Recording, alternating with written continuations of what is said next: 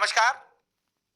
आज बात करेंगे एक महत्वपूर्ण टॉपिक जो सीधा सीधा पुरुषों से संबंधित है और एक ऐसा सब्जेक्ट जिस पर अधिकांश समय पर व्यक्ति का दिमाग रहता है लेकिन चर्चा करना नहीं चाहता। यानी अगर सारे विचारों को अगर देखें तो व्यक्ति के पैसे और सेक्स की तरफ ही सारे विचार अल्टीमेटली घूम रहे होते हैं, लेकिन ये दोनों विचारों की तरफ वो बात नहीं कर रहा होता, उन्हीं को छुपा रहा होता है। तो आज बात करेंगे हम पुरुष नपुंसकता यानी इरेक्टाइल डिसफंक्शन, नामर्दी या स्तंभन दोष। सामान्यतया जब इस प्रकार की तकलीफ व्यक्ति को आ जाती है तो वो व्यक्ति अपने को बहुत शर्माया हुआ महसूस कराता है, अंदर बड़ी चिंता और बड़ा डिप्रेशन एक पैदा होता है। और स्तंभन दोष का, नामर्दी का, इरेक्टाइल डिसफंक्शन का, यानी नामर्दी इरेक्टाइल डिसफंक्शन के कारण इसका सीधा सीधा संबंध व्यक्ति की आधुनिक जीवन शैली के साथ है। इतना तनाव, इतनी चिंता, इतनी भाग भाग, जिसके कारण से उसका यह पार्ट सूना रह जाता है। यानी सेज तो सजाई लेकिन सूनी सेज हो गई। तो ये बहुत कॉमन आज ये प्रॉब्लम हो रही है। युवक शादी करने से परहेज कर रहे हैं क्योंकि उन्होंने अपनी एक जीवन शैली के अंदर जिस प्रकार की अपनी दिनचर्या रखी है, जिस प्रकार का अपना वीर स्खलन किया है, इसके कारण से इरेक्टाइल डिसफंक्शन हो गया, स्तंभन दोष हो गया, उत्तेजना की कमी हो गई। और जब उनको जरूरत पड़ी तब वो थक चुके, वो हार चुके और वो अपने को असहाय और एकदम नामर्द महसूस कर रहे हैं। तो आज बात करेंगे हम इरेक्टाइल डिसफंक्शन के आखिर कारण क्या है, इनके प्रकार क्या है, इनके लक्षण क्या है और ऐसे कौन से जोखिम वाले कारण हैं और इनसे कैसे बचें। और साथ ही साथ बात करेंगे इसके ट्रीटमेंट की, इसके उपचार की, और यही बताएंगे आपको वो बहुत सारे मिथ्स, वो बहुत सारी झूठी भ्रांतियां जिनको व्यक्ति पालकर बैठता है। तो सबसे पहले बात करेंगे कि नपुंसकता कितने प्रकार की होती है। तो इरेक्टाइल डिसफंक्शन सिर्फ दो प्रकार का होता है। मैं नपुंसकता के बहुत सारे कारण हैं जिनके बारे में मैंने अलग अलग समय पर चर्चा की है, जिसमें मैंने इरेक्टाइल डिसफंक्शन तो नहीं है लेकिन उनके अंदर स्पर्म काउंट कम है और भी अनेक सारे कारण हैं। लेकिन आज मैं बात कर रहा हूं स्तंभन दोष की, इरेक्टाइल डिसफंक्शन की, इसके कारण से नामर्दी की। तो इसमें दो फैक्टर हैं। सबसे पहला है कि व्यक्ति के मन में सेक्स की भावना तो आई लेकिन वो अधिक देर तक रुका ही नहीं, तुरंत वो अर्ली इजैकुलेशन हो गया और तुरंत वो उसका जो उत्तेजना थी वो खत्म हो गई। उत्तेजना आई लेकिन खत्म हो गई। और दूसरा कारण है कि उत्तेजना आई ही नहीं, स्तंभन हुआ ही नहीं, उसकी शुरुआत ही नहीं हुई, उसमें सक्षम ही नहीं हुआ। ये दोनों ही एक बड़े कारण हैं। इनमें से जो प्राथमिक नपुंसकता है, ये इसका सीधा सीधा संबंध व्यक्ति के मानसिक उसके साथ है। मैंने इस प्रकार के अनेक लोगों के साथ जब चर्चा की तो उन्होंने कहा कि सर, जैसे ही हमारे दिमाग में कुछ विचार आया, हम संभोग के लिए तैयार थे, लेकिन जैसे ही विचार आया, उस विचार की तरफ जाते ही इरेक्शंस खत्म हो गया, ढीला हो गया। तो विचारों का संबंध पहले इरेक्टाइल डिसफंक्शन के साथ जुड़ा हुआ है, लेकिन दूसरा जो डिसफंक्शन है उसके अंदर 90% कारण वो मतलब इटियोलॉजी, मतलब जिसके अननोन कारण ऐसा आज का विज्ञान बताता है, लेकिन तो भी उनका कारण उनके हार्मोन्स के साथ जुड़ा हुआ है, उनकी फिजियोलॉजी के साथ जुड़ा हुआ है और उनकी हिस्ट्री के साथ जुड़ा हुआ है। ऐसे अनेक सारे दवाओं के साइड इफेक्ट उसके साथ जुड़ा हुआ है जिसमें इरेक्शन होता ही नहीं है, या उनकी बचपन की बहुत सारी गंदी आदतों के ऊपर भी जुड़ा हुआ है, जिसके बारे में हम आगे चर्चा करेंगे। तो इसमें लक्षणों के बारे में और बात करते हैं। तो लक्षण क्या आते हैं इसके? तो सबसे पहला है लिंग में उत्तेजना लाने में परेशानी होना, माने इरेक्शन ना होना। यौन गतिविधियों के दौरान उत्तेजना को बनाए रखने में कठिनाई होना, माने उत्तेजना तो आई लेकिन कंटिन्यू नहीं, तुरंत उत्तेजना खत्म हो गई, इरेक्शन खत्म हो गया। फिर तीसरा इसके अंदर है सेक्स करने की इच्छा में कमी होना, यानी इच्छा ही पैदा नहीं हो रही है, सेक्स करने की इच्छा ही नहीं हो रही है।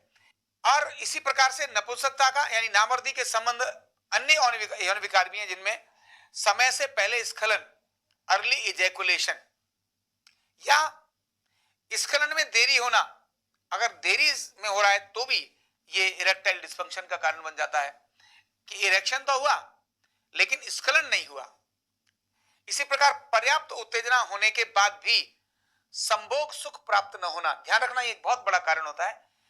अगर पार्टनर ठीक से इन्वॉल्व ना हो, पार्टनर की अगर इच्छा नहीं है तो भी सुख नहीं होता और इरेक्टाइल डिस्फंक्शन हो जाता है। तब विचार आने लगते हैं सपोर्ट नहीं किया, पार्टनर ने भी अपनी पूरी भूमिका अदा नहीं की, ऐसे में भी भावनात्मक परिवर्तन आते हैं और इरेक्टाइल डिस्फंक्शन हो जाता है। इसी तरह से लज्जा और शर्म भी हमारे को इरेक्टाइल डिस्फंक्शन का कारण बनती है। इसके साथ साथ यही कुछ बीमारियां हैं जैसे डायबिटीज है, शुगर है, ब्लड मतलब डायबिटीज है, शुगर है यानी ब्लड प्रेशर है, और ऐसी हार्मोनल इंबैलेंस भी है जिसके कारण भी हमारा इरेक्टाइल डिस्फंक्शन होता है। इसके बाद और भी कुछ चीजें हैं जिसमें जो मैं बोलूं रिस्क फैक्टर के अंदर आती हैं।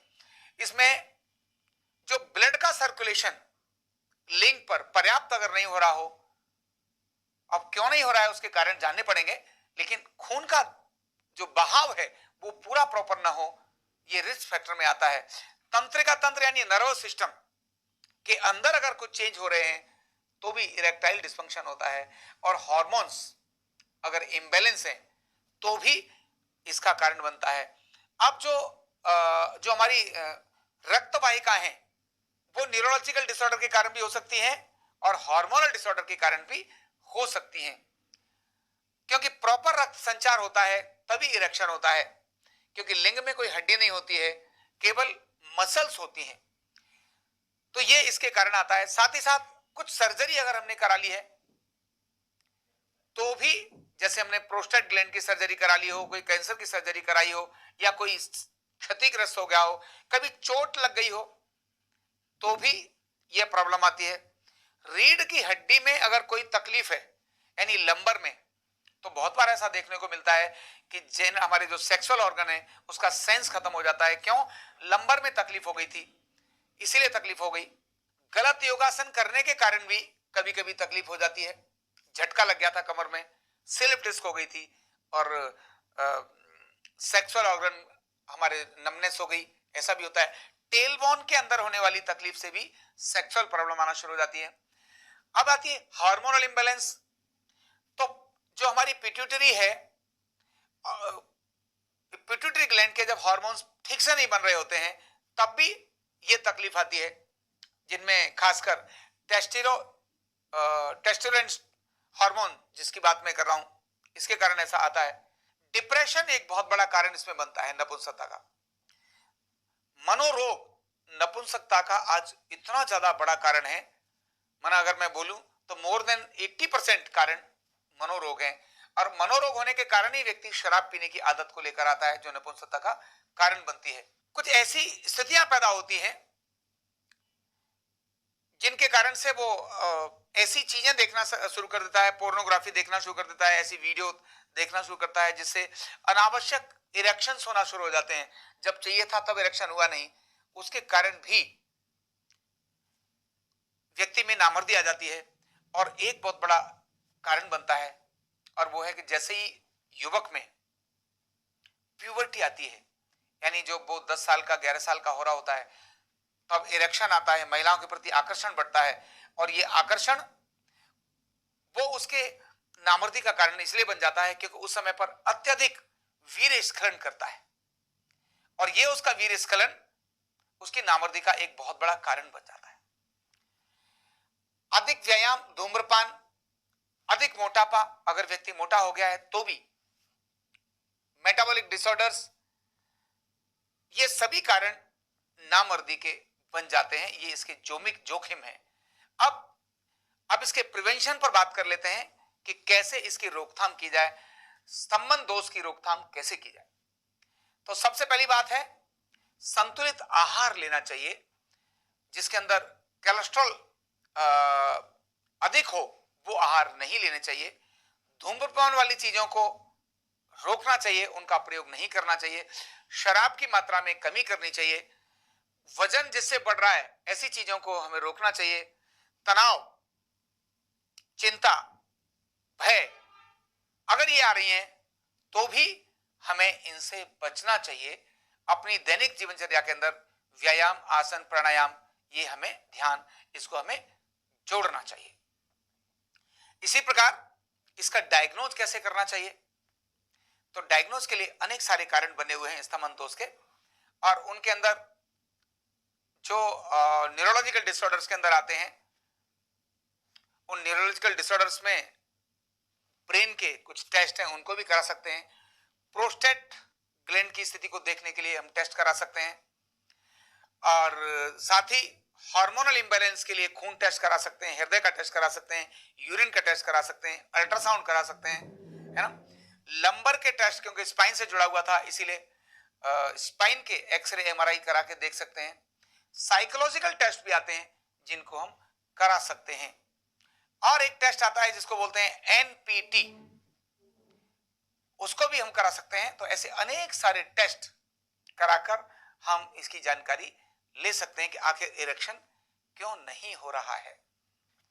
अब मैं आपको बताता हूं एक स्पेशल फॉर्मूला, एक स्पेशल टेक्निक इरेक्टाइल डिस्फंक्शन को रोकने के लिए। ये खासकर उनके लिए जिनको प्राइमरी इरेक्टाइल डिस्फंक्शन है उनके लिए है, अर्ली इजैकुलेशन है उनके लिए है। कभी कभी क्या होता है, अपने पार्टनर के साथ हम इतना ज्यादा इन्वॉल्व और इतने ज्यादा उत्तेजित हो जाते हैं। नॉर्मली मेल और फीमेल में अगर देखें तो फीमेल लेट डिस्चार्ज होती है, मेल जल्दी डिस्चार्ज होता है।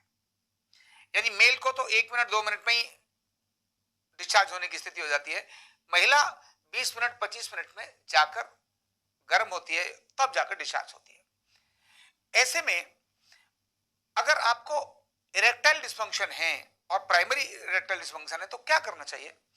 शुरुआत में जो फोर प्ले का पार्ट है, उस फोर प्ले के पार्ट में आप कम उत्तेजित हुए। तो जब पुरुष कम उत्तेजित होगा और महिला अधिक उत्तेजित होगी, तो महिला को उत्तेजित करने की जितने भी फोर प्ले एक्टिविटीज हैं वो सारी पहले कर लेनी चाहिए, लेकिन पुरुष की एक्टिविटीज उस समय कम से कम होनी चाहिए। जब ऐसा होगा तब देर तक अगर आप डिस्चार्ज नहीं हुए, आपने अपने को इतना ज्यादा उत्तेजित नहीं किया, आप अपने रिलीज करने की स्थिति में नहीं आए, तब समझना कि जब रिलीज होगा ना तब उसमें भी अधिक देर लगेगी, फिर वो अर्ली एजेकुलेशन नहीं होगा और ना ही इरेक्टाइल डिस्फंक्शन होगा।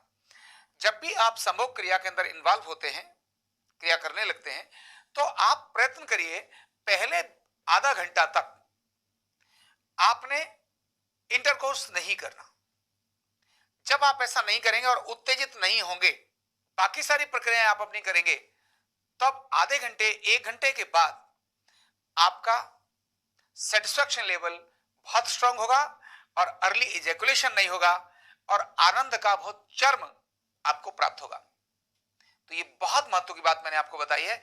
अर्ली इजैकुलेशन और स्तंभन दोष वाले लोगों के लिए उनका मेन कारण यही होता है, अभी वो इतनी भावनाओं से उत्तेजित हो जाते हैं, उनको लगता है बस अभी हो जाना चाहिए, और उसके कारण प्रोसेस होने से पहले ही वो वहां अपने को आउट कर बैठते हैं।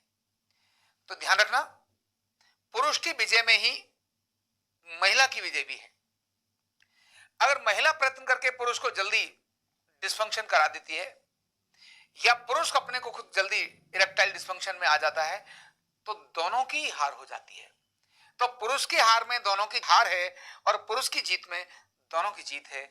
इसीलिए जब भी आप अपने सहयोगी से, अपने साझेदार से, अपनी पत्नी से, अपने पार्टनर से आप संबंध स्थापित कर रहे हैं, इस बात का ध्यान अगर आप रखेंगे तो इरेक्टाइल डिस्फंक्शन डिजीज से, इरेक्टाइल डिस्फंक्शन प्रॉब्लम से, स्तंभन दोष से, नामर्दी से, शर्मिंदगी से आप बच जाएंगे। तो ये मैंने आपको एक जादू वाला नुस्खा दिया है, ऐसी एक टिप्स दी है जो आपके जीवन के अंदर एक बहुत बड़ा परिवर्तन का कारण बनेगी। अब बात करते हैं ट्रीटमेंट की, कि इरेक्टाइल डिस्फंक्शन को न्यूरोथेरेपी से कैसे करें ठीक, क्योंकि न्यूरोथेरेपी में इस रोग का बहुत जबरदस्त इलाज है। मैंने ऐसे अनेक रोगियों को देखा और उनका उपचार किया। वो कहते थे चाहे गलतियां उनकी बहुत सारी थी, एक और गलती आती है जो मुझे अभी ध्यान में आई, जिसके कारण भी इरेक्टाइल डिस्फंक्शन होता है, और वो है मोबाइल। मोबाइल, मोबाइल अगर व्यक्ति यहां रखता है या जंघा पर रखता है तो भी इरेक्टाइल डिस्फंक्शन आता है। कामुक साहित्य के पढ़ने से, कामुक चित्रों को देखने से, कामुक पिक्चरों को देखने से जो अर्ली एजैकुलेशन की आदत हो गई थी वो भी इरेक्टाइल डिस्फंक्शन का कारण बनती है। और कभी कभी ऐसा भी होता है कि जहां आपका मन किसी के साथ लगा हुआ था और वहां आपका ब्रेकअप हो गया और वो आप उसको छोड़ नहीं पा रहे हैं, आपका ऐसा भावनात्मक लगाव है, तब आपको अन्य किसी के साथ संबंध बनाने में आनंद नहीं आएगा, चाहे आपकी जो शादी हो गई है उसके साथ भी आनंद नहीं आएगा। ऐसे विचार जब उत्पन्न होते हैं तब भी इरेक्टाइल डिस्फंक्शन ही होता है। इसलिए इन सब चीजों पर हमें काम करना चाहिए और ये जितने रिस्क फैक्टर आपको मैंने बताए हैं उन सभी रिस्क फैक्टर पर हमें काम करना चाहिए। तो अब आइए देखते हैं न्यूरोथेरेपी का ट्रीटमेंट जो इरेक्टाइल डिस्फंक्शन, स्तंभन दोष का इफेक्टिव ट्रीटमेंट है।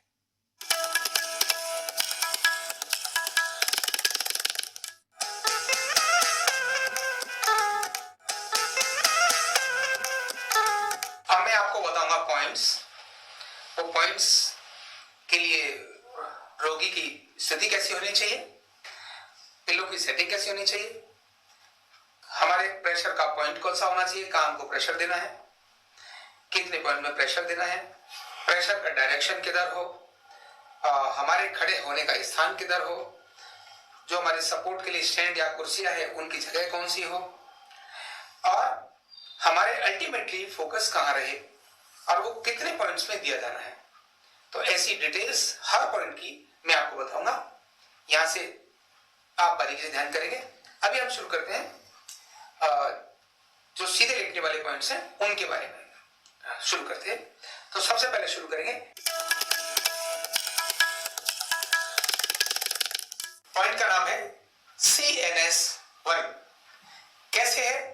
रोगी को कुर्सी पर बिठाना, कमर गर्दन सीधी, और ये ट्रीटमेंट का पॉइंट है गर्दन पर। कैसे देना? तो इसमें टेल्को पाउडर का उपयोग करेंगे कान के नीचे, ठीक इस एरिया पर दोनों तरफ टेल्को पाउडर का उपयोग करेंगे। ये CNS लेफ्ट और राइट दोनों तरफ दिया जाता है, इसलिए 2 = 1 ऐसा गिना जाता है। कैसे? तो पहले लेफ्ट में देना है, देन राइट में देना है। तो लेफ्ट में हम यहां खड़े हो गए, गर्दन सीधी है, एक अंगूठा एक बार यहां, उसके बाद दोबारा आया, ये हो गया 1, और ये 2, 3, 4। अब मैंने ये 4 दिया, ठीक इधर भी रिपीट करेंगे। तो कैसे देना है? गर्दन को पीछे ऐसे पकड़ना, राइट हैंड को गर्दन के पास आगे मुट्ठी बंद करके रखना, क्योंकि इधर आए तो अंगूठा ऊपर कान के नीचे से गर्दन तक, और उसी को दूसरे अंगूठे से भी रिपीट करना। 1, 2, 3, 4। इधर भी 4 दिया था, इधर भी 4 दिया, क्योंकि मैंने CNS1 4 टाइम दिया, 4 CNS1। अभी मैं इसको 8 भी दूं तो कैसे? आगे वाला हाथ मुट्ठी बंद, पीछे वाले को गर्दन पर ऐसे पकड़ना, गर्दन सीधी, पेयर्स में प्रेशर समान, 1, 2, 3, 4, 5, 6, 7, 8। इसमें हाथ हिलना नहीं चाहिए। इसी प्रकार इधर भी 1, 2, 3, 4, 5, 6, 7, 8 टाइम मैंने दिया CNS1। 8 इधर, 8 इधर। पेयर्स में प्रेशर कितना जाना चाहिए? तो प्रेशर ठीक जाना चाहिए, लेकिन रोगी को दर्द नहीं होना चाहिए, झटके से नहीं जाना चाहिए, और कान से शुरू करके पूरा यहां तक लेके जाना, ऐसे नहीं जाना, ऐसे जाना है। तो ये छोटी छोटी बात है, ओवरलैप होना है, अलग अलग नहीं जाना, जहां से एक आया वहीं से दूसरा भी जाएगा। तो इस तरह से ये था पॉइंट CNS1।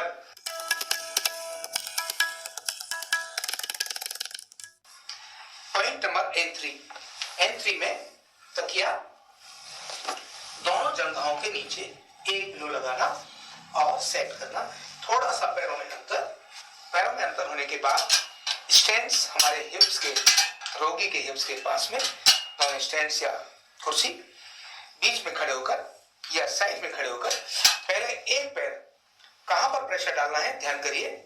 तो N3 है जो हमारा ये जॉइंट है, यहां से ये जॉइंट है थाई जॉइंट, यहां पर हमारा पैर, इधर वाला पैर इधर आएगा और इधर वाला पैर इधर जाएगा। ये जगह हमारे दोनों पैरों की होगी, मतलब हमारे पैर का एक हिस्सा इधर स्पर्श करेगा और बाकी पैर थाइस पर रहेगा। कैसे है अब आप देखिए, यहां देखिए दोनों पंजे साइड में खुले रहेंगे। अगर पंजे अंदर है तो दर्द का कारण होंगे। पूरा शरीर रिलैक्स, दोनों हाथ ऊपर की दिशा में। हमने अपने को एक पैर रखा, अभी अपना संतुलन अपने ऊपर बनाया, दूसरा पैर रोगी के दूसरी जांघ पर रखा।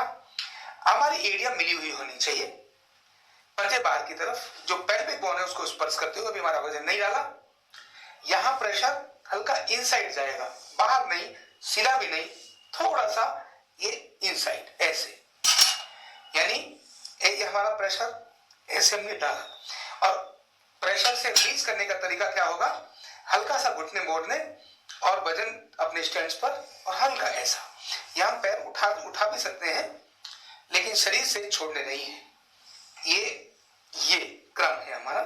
अब मैं शुरू करता हूं। ये 1 2 3 4 5 6 एक हो गया, तुरंत बाद 1 2 3 4 5 6, फिर यहीं से 1, ये तीसरी बार कर रहा हूं 4 5 6, और यही काम मैंने किया यहाँ 1 2 3 4 5 6, और यही मैंने किया यहाँ छठी बार 1 2 3 4 5 6, यही 7वीं बार।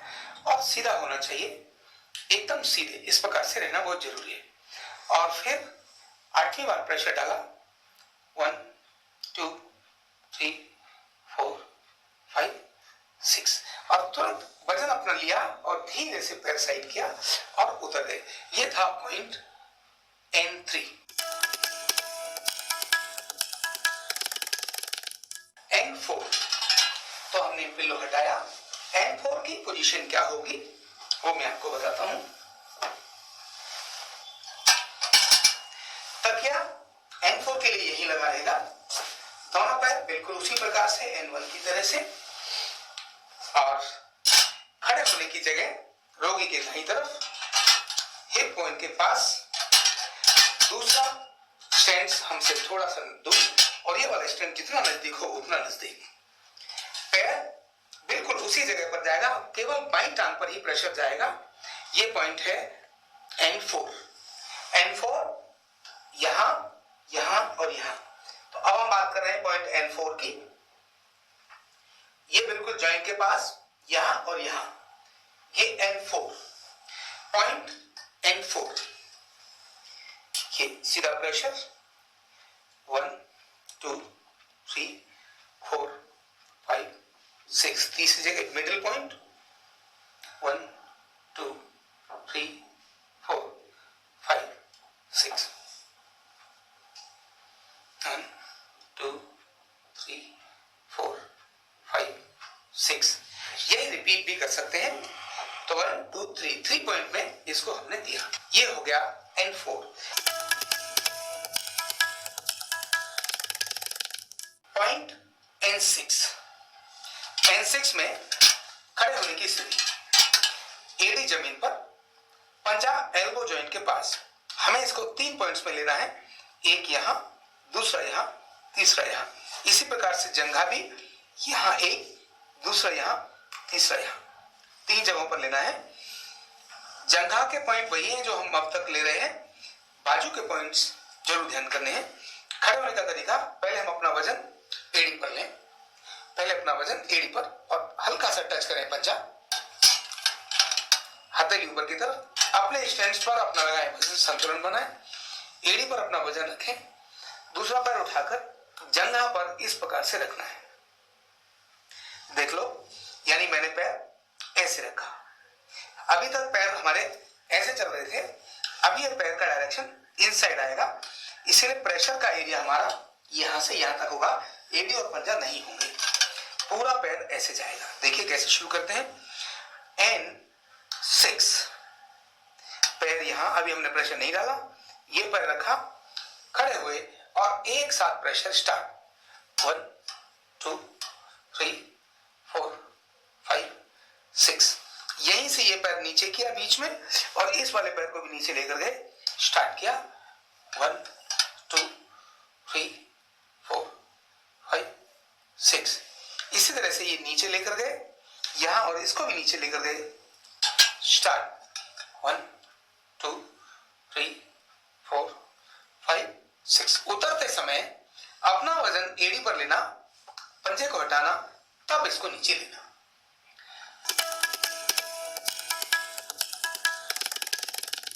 पॉइंट LU1 यानी लंग्स को स्टिमुलेट करने का एक तरीका, लेकिन शुरुआत कहां से करनी है, लेफ्ट साइड से शुरू करनी है। न्यूरोथेरेपी का कोई भी ट्रीटमेंट शुरू करने के लिए लेफ्ट से ही शुरू किया जाता है, तो ये LU1 लेफ्ट और राइट दोनों ही लंग्स के लिए है। देखिए कैसे, सीधा लेटना है रोगी ने, दोनों बाजू इस प्रकार की स्थिति में, और लंग्स में यहां से लेकर इस स्थान तक रब करना है। मैंने इस कपड़े को हल्का यहां पकड़ा, सलबट नहीं आनी चाहिए।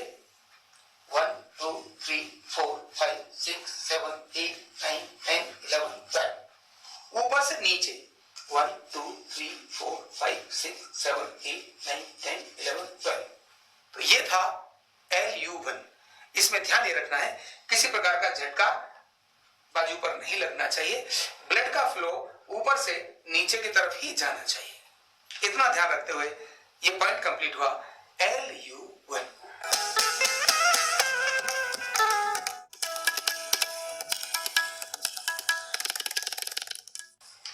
पॉइंट नंबर N3 में तकिया दोनों जंघाओं के नीचे एक पिलो लगाना और सेट करना, थोड़ा सा पैरों में अंतर होने के बाद स्टैंड्स हमारे हिप्स के, रोगी के हिप्स के पास में स्टैंड्स या कुर्सी, बीच में खड़े होकर या साइड में खड़े होकर पहले एक पैर कहां पर प्रेशर डालना है ध्यान करिए। तो N3 है जो हमारा ये जॉइंट है, यहां से ये जॉइंट है थाई जॉइंट, यहां पर हमारा पैर, इधर वाला पैर इधर आएगा और इधर वाला पैर इधर जाएगा, ये जगह हमारे दोनों पैरों की होगी, मतलब हमारे पैर का एक हिस्सा इधर स्पर्श करेगा और बाकी पैर थाइस पर रहेगा। कैसे है, अब आप देखिए, यहां देखिए दोनों पंजे साइड में खुले रहेंगे, अगर पंजे अंदर है तो दर्द का कारण होंगे। पूरा शरीर रिलैक्स, दोनों हाथ ऊपर की दिशा में, हमने अपने को एक पैर रखा, अभी अपना संतुलन अपने ऊपर बनाया, दूसरा पैर रोगी के दूसरी जांघ पर रखा, हमारी एरिया मिली हुई होनी चाहिए, पंजे बाहर की तरफ, जो पेल्विक बोन है उसको स्पर्श करते हुए अभी हमारा वजन नहीं डाला, यहां प्रेशर हल्का इनसाइड जाएगा, बाहर नहीं, सीधा भी नहीं, थोड़ा सा ये इनसाइड ऐसे, यानी ये हमारा प्रेशर ऐसे हमने डाला, और प्रेशर से रिलीज करने का तरीका क्या होगा, हल्का सा घुटने मोड़ने और वजन अपने स्टैंड्स पर, और हल्का ऐसा, यहां पैर उठा भी सकते हैं लेकिन शरीर से छोड़ने नहीं है, ये क्रम है हमारा। अब मैं शुरू करता हूं, ये 1 2 3 4 5 6, एक हो गया, तुरंत बाद 1 2 3 4 5 6, फिर यहीं से 1, ये तीसरी बार कर रहा हूं, 4 5 6, और यही काम मैंने किया यहां 1 2 3 4 5 6, और यही मैंने किया यहां छठी बार 1 2 3 4 5 6, यही 7वीं बार, और सीधा होना चाहिए, एकदम सीधे, इस प्रकार से रहना बहुत जरूरी है। और फिर 8वीं बार प्रेशर डाला, 1 2 3 4 5 6 और तुरंत वजन अपना लिया और धीरे से पैर साइड किया और उतर गए। ये था पॉइंट N3। पॉइंट OV3, हाथों की पोजीशन, ये जो पहले हमारे तकिए हैं दोनों पिलो हमने इस तरह से लगाए। ध्यान रखना बाल हाथों की सहायता से नीचे कर देने चाहिए। दोनों हाथ OV1 और OV2 की तरह से रखना। दोनों हाथ एक से दूसरे ऊपर स्पर्श करेंगे। यहां से ये 90 डिग्री पर आएगा। ध्यान रखना ये दोनों हाथ आपस में टच करने चाहिए, स्पर्श करने चाहिए। हमारे पॉइंट देने का प्रेशर और खड़े होने का तरीका, बालों को ध्यान में रखते हुए अपने पैर को अंदर जमाना, बाल दबाव में न आए। एक दूसरा पैर हमारा यही आएगा और इस तरह से खड़े होंगे। और अब प्रेशर शुरू करते हैं, स्टार्ट करते हैं। 2 3 4 5 6 मिडिल पॉइंट,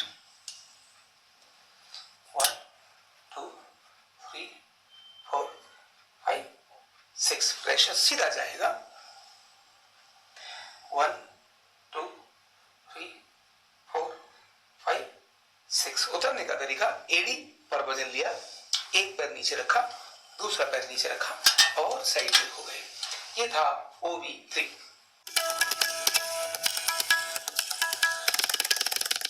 पॉइंट LU1 यानी लंग्स को स्टिमुलेट करने का एक तरीका, लेकिन शुरुआत कहां से करनी है? लेफ्ट साइड से शुरू करनी है। न्यूरोथेरेपी का कोई भी ट्रीटमेंट शुरू करने के लिए लेफ्ट से ही शुरू किया जाता है। तो ये LU1 लेफ्ट और राइट दोनों ही लंग्स के लिए है। देखिए कैसे सीधा लेटना है रोगी ने, दोनों बाजू इस प्रकार की स्थिति में, और लंग्स में यहां से लेकर इस स्थान तक रब करना है। मैंने इस कपड़े को हल्का यहां पकड़ा, सलबट नहीं आनी चाहिए। 1 2 3 4 5 6 7 8 9 10 11 12 ऊपर से नीचे 1 2 3 4 5 6 7 8 9 10 11 12। तो ये था LU1। इसमें ध्यान ये रखना है किसी प्रकार का झटका बाजू पर नहीं लगना चाहिए, ब्लड का फ्लो ऊपर से नीचे की तरफ ही जाना चाहिए। इतना ध्यान रखते हुए ये पॉइंट कंप्लीट हुआ LU1। पॉइंट का नाम है SPN3। कैसे करते हैं देखते हैं। रोगी को इसी प्रकार उल्टा लेटाया और लेटाने के बाद चेस्ट के नीचे 1.5 पिलो सेट करना। पहले एक पिलो लगाना, उसके बाद उसके ऊपर हाफ को ओवरलैप करते हुए दूसरा पिलो लगाना, और जो अगले वाला हाफ है जो नीचे की तरफ है उस पर चिन रखना, शोल्डर सीधे जिससे कि रोगी रिलैक्स रूप से लेट सके। इसके बाद कपड़े को इस तरह पकड़वा लेना। क्यों पकड़वाना? टाइट पकड़ना है जिससे कि जब हम यहाँ खींचे तो कपड़ा नीचे निकलकर नहीं आना चाहिए। यह ट्रीटमेंट देने के लिए, ये पॉइंट देने के लिए सैक्रल पर अंगूठे से या हाथ से हम यहाँ कपड़े को रोक के रखें, और जो हमारी स्पाइन है, स्पाइन इसको ऊपर से नीचे लाना और ऐसे घुमाकर नीचे से ऊपर लेके जाना, यानी स्पाइन के राइट साइड से ऊपर से नीचे लाना, यहां करके रीढ़ के लेफ्ट साइड से ऊपर लेके जाना, जिस तरह से CSF फ्लो करता है, सेरेब्रल स्पाइनल फ्लूइड। और 1:1 होता है SPN3 1:1। कैसे? यहां से ऊपर से नीचे आए और नीचे से ऊपर गए, यह हो गया SPN3 1। केवल एक बार। अभी अगर इसको 20 टाइम देना है तो कैसे देना होगा देखिए। 1 2 3 4 5 6 7 8 9 10 11 12 13 14 15 16 17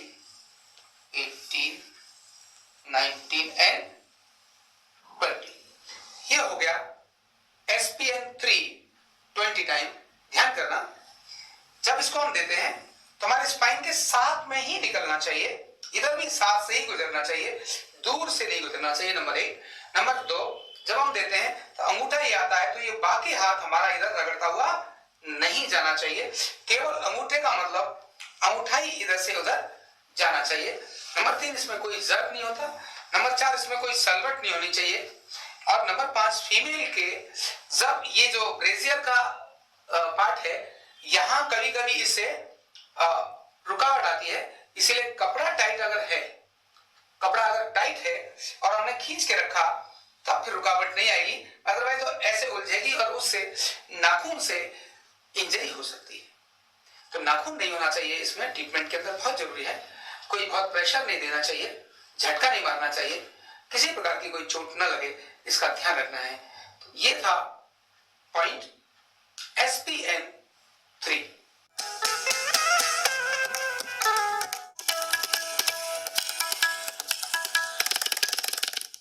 पॉइंट का नाम है KU। कैसे देते हैं आपको बताता हूं।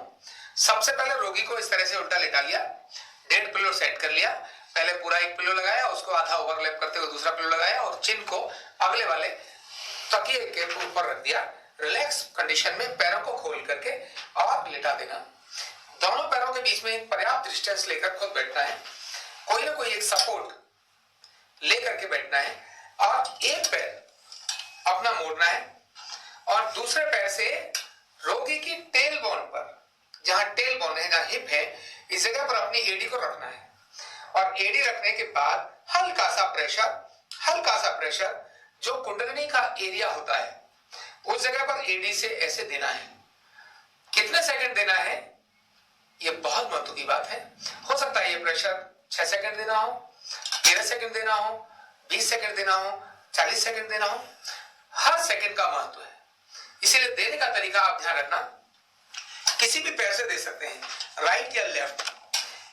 एक बार मोड़ना ज्यादा अच्छा स्थिति यह है कि अपनी खुद भी अपनी एडी टेल बोन पर रहे, अपनी एडी हमारी टेल बोन पर रहे, अपनी जो देने वाला है उसकी टेल बोन पर रहे और दूसरा पैर रोगी की टेल बोन से नीचे से एडी का हल्का प्रेशर डालते हुए और इस प्रकार से शांत होकर 1 2 3 4 5 6 7 8 9 10 11 12 13 14 15 16 17 18 19 20। अब 20 सेकंड के बाद हल्का सा पैर यहां हटा लिया, यानी मैंने 20 सेकंड की कुंडली दी इसीलिए ये 20 सेकंड था। ये मैं 13 सेकंड की भी देता क्योंकि सभी प्रेशर की कुंडली के समय का अपना महत्व है। कितने सेकंड देना है यही महत्व की बात है। तो इसमें सावधानी क्या रखनी चाहिए, कुंडलिनी क्योंकि वो टेल बोन का एंड है, इसीलिए जब भी आप ट्रीटमेंट देंगे कभी भी झटका नहीं लगना चाहिए, नंबर एक। नंबर दो, कभी भी गलत प्रेशर ऊपर, क्योंकि टेल बोन सबसे सॉफ्ट बोन होती है, अगर आपका प्रेशर गलत चला गया तो टेल बोन में फ्रैक्चर हो सकता है, टेल बोन में इंजरी हो सकती है और वो रोगी को हमेशा हमेशा जमीन पर बैठने में असुविधा का कारण बन सकती है। इसीलिए जो हीलिंग का काम है वो हीलिंग के हिसाब से होना चाहिए। आपकी आंखें बंद हो, आप एकदम शांत हो और प्रेशर कांस्टेंट प्रेशर, एक बार प्रेशर जितना गया उतना ही प्रेशर रखना है, अधिक प्रेशर नहीं जाना, जितना रोगी सहन कर सके उतना ही प्रेशर रखना है। रोगी को पूछ सकते हैं अभी ज्यादा तो नहीं है, वो कहते हैं ठीक है, देन उतना ही प्रेशर पर्याप्त है। तो ये था KU ट्रीटमेंट, इसको सावधानी पूर्वक देंगे और अच्छे परिणाम लेंगे। अब बात करते हैं हम उन भ्रांतियों की जो इरेक्टाइल डिस्फंक्शन के साथ जोड़ी जाती है। नॉर्मली नामर्दी एक व्यक्ति के साथ जुड़ जाती है, तो वो भ्रांतियां हैं। आप अगर ये सोचते हैं कि अब ये मुझे दोष हो गया है, अब मेरा ठीक नहीं होगा, तो एकदम ठीक हो जाएगा। आपको ये भय है, ये भ्रांति है कि यार शादी हो गई है, कहीं ऐसा ना हो कि मेरा लिंग खड़ा ही ना हो, कहीं स्तंभन ही ना हो, कहीं उत्तेजना ही ना आए। ये जो भय बनता है आपका, यह आपकी भ्रांति है। ऐसा आवश्यक नहीं है कि आपका इरेक्टाइल डिस्फंक्शन होगा ही। तो भय एक बहुत बड़ी भ्रांति है। दोस्तों की चर्चा भी एक बहुत बड़ी भ्रांति है। जो मित्र चर्चा कर रहे होते हैं, अनेक सारी भ्रांतियां आपके दिमाग में डाल रहे होते हैं। उन भ्रांतियों से हमको बचने की आवश्यकता है और उस पर ठीक से ट्रीटमेंट और निदान करने की आवश्यकता है। न्यूरोथेरेपी में जिस प्रकार का मैंने बताया, जो जो कारण है उसी प्रकार के निवारण इसके साथ जुड़े हैं और व्यक्ति फिर से मर्द बनता है, फिर से विजय प्राप्त करता है और फिर से अपने जीवन के आनंद को, उस सैया को जो सूनी पड़ी हुई है, उस सेज को जो सूनी पड़ी हुई है, उसको फिर से जीवंत कर देता है। तो ऐसे एक महत्वपूर्ण विषय जो आपकी शर्मिंदगी के साथ जुड़ा हुआ था, आपके जीवन के आनंद के साथ जुड़ा हुआ था, मैंने आपको चर्चा की, उसके कारण बताए, उसके लक्षण बताए और साथ ही बताया उसका ट्रीटमेंट। बहुत बहुत धन्यवाद।